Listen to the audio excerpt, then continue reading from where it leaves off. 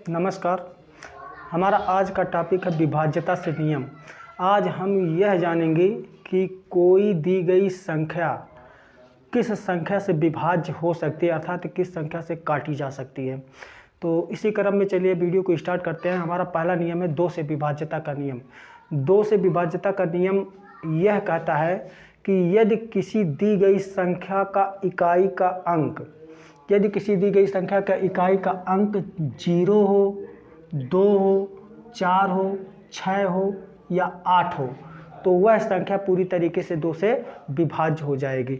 जैसे कोई भी संख्या लेते हैं, जैसे मान लिया लेते हैं 2, 4, 3, 5, 0, तो यह पूरी संख्या 2 से कट जाएगी। एक संख्या और लेते हैं, मान लिया एक संख्या है 1, 0, 0, 0, 5, 2, तो यह संख्या भी पूरी तरीके से 2 से कट जाएगी, क्योंकि इसका इकाई का अंक एक सम संख्या है और वह संख्या जिसका इकाई का अंक 0 हो, 2 हो, 4 हो, 6 हो या 8 हो, वह संख्या एक सम संख्या कहलाती है।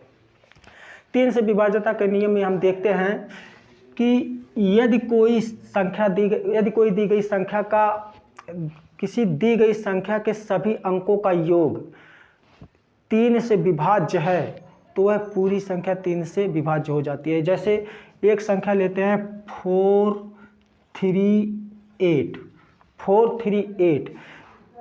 यदि 438 इन तीनों अंकों का योग 3 से विभाज्य हो जाता है तो वह संख्या पूरी तरीके से 3 से विभाज्य हो जाती है। जैसे हम 4 + 3 + 8 ये हो जाता है 4, 3, 7, 7, 8, 7, 15, 15 डिविजिबल बाई 3, 5, 3, 5, 15, 15 3 से पूरी तरीके से कट जाता है, इसलिए यह संख्या 438 3 से कट जाएगी। एक संख्या और लेते हैं 5004। क्या यह संख्या 3 से कटेगी? इसकी जांच के लिए हम यह देखते हैं कि इन सभी संख्या के अंकों का योग, इस संख्या के सभी अंकों का योग क्या 3 से कट जाता है? तो देखते हैं 5 + 0 + 0 + 4 यह आ जाता है 9। 9 3 से कट जाता है, इसलिए 9 3 से कट जाता है और 5004 यह संख्या पूरी तरीके से 3 से विभाज्य हो जाती है। अगला संख्या है 11031। क्या यह संख्या 3 से कटेगी? इसकी जांच के लिए हम देखते हैं कि इस संख्या के सभी अंकों का योग कितना है। तो 1 + 1 + 0 + 3 + 1 देखते हैं 1 1 2 0 2 5 1 6। इन सभी अंकों को जोड़ते हैं तो इसका योग आता है 6, जो 3 से पूरी तरीके से कट जाता है, इसलिए यह संख्या पूरी तरीके से 3 से कट जाएगी। चलिए देखते हैं 4 से विभाज्यता का नियम क्या कहता है। 4 से विभाज्यता के नियम में 4 से विभाज्यता का नियम यह कहता है कि यदि कोई दी गई संख्या है और उस संख्या का इकाई और दहाई अंकों से बनी संख्या यदि 4 से कट जाती है तो वह संख्या पूरी तरीके से 4 से विभाज्य हो जाती है। जैसे 752, हमको यह देखना है कि क्या 752 यह संख्या 4 से कट जाएगी। तो देखते हैं, इस संख्या के इकाई और दहाई का अंक 52 है। हम देखते हैं कि क्या 52 4 से कट सकता है। तो 52 को 4 से काटते हैं, 4 × 9 4, 1 4 3 12। हाँ, यह संख्या 52 4 से डिविजिबल यानी विभाज्य है, इसलिए यह पूरी संख्या 752 752 यह 4 से कट जाएगी। दूसरा देखते हैं 34016। क्या यह संख्या 4 से विभाज्य है?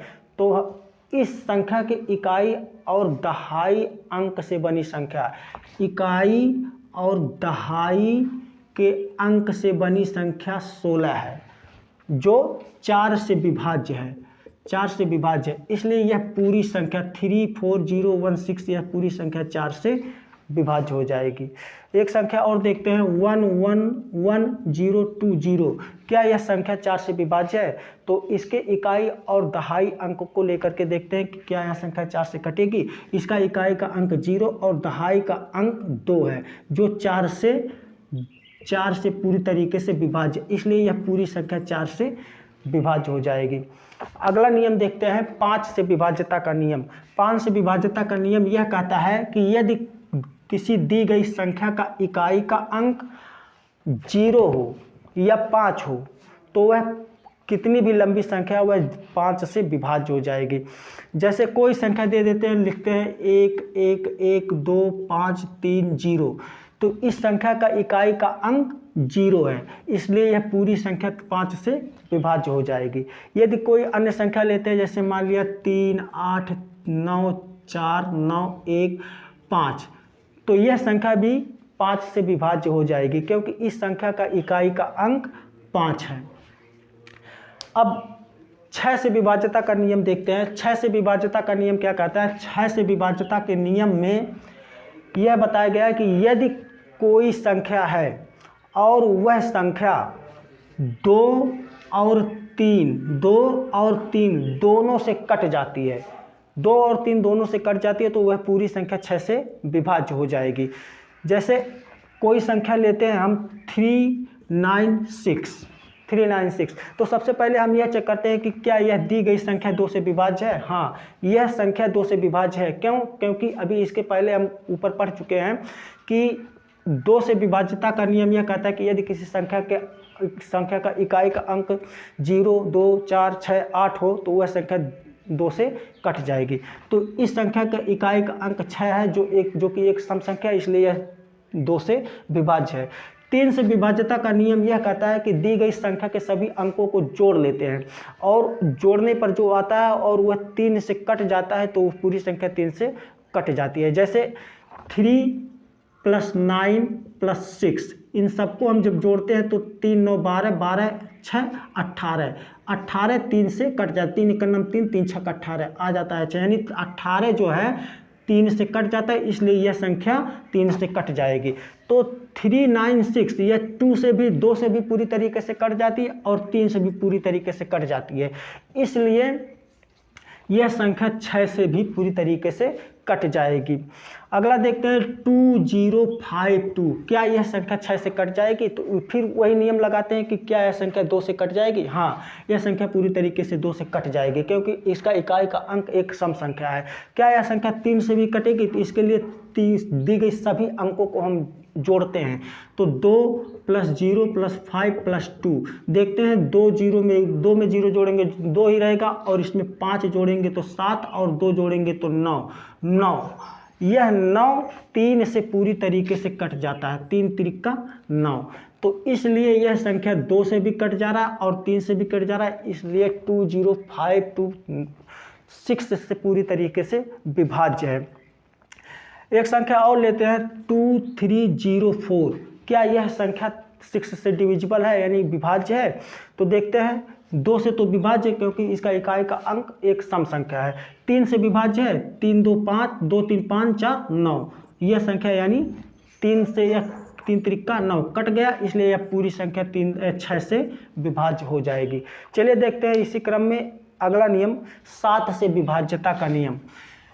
7 से विभाज्यता का नियम यह कहता है कि यदि कोई दी गई संख्या है और जैसे मान लिया 686, कोई दी गई संख्या है तो उसका इकाई का अंक लेते हैं, इकाई का अंक यहाँ पर है 6, इसका 2 गुना करते हैं, इसका इकाई के अंक का 2 गुना करते हो जाता है 12, और शेष बची संख्या कितनी है? शेष बची संख्या 68 है।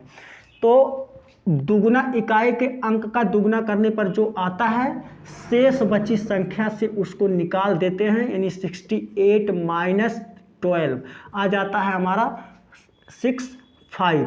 यह जो आता है, यदि यह संख्या 7 से कट जाता है तो यह पूरी संख्या 7 से कट जाएगी। जैसे 56 को हम जब 7 से डिवाइड करते हैं तो आता है 7 × 1 = 7, 7 × 8 = 56 यानी 7 एक नम 7, 7 8 56, 8 यानी 56 7 से पूरी तरीके से कट जाता है, इसलिए यह पूरी संख्या 7 से कट जाएगी। एक संख्या और लेते हैं 1141, 1141।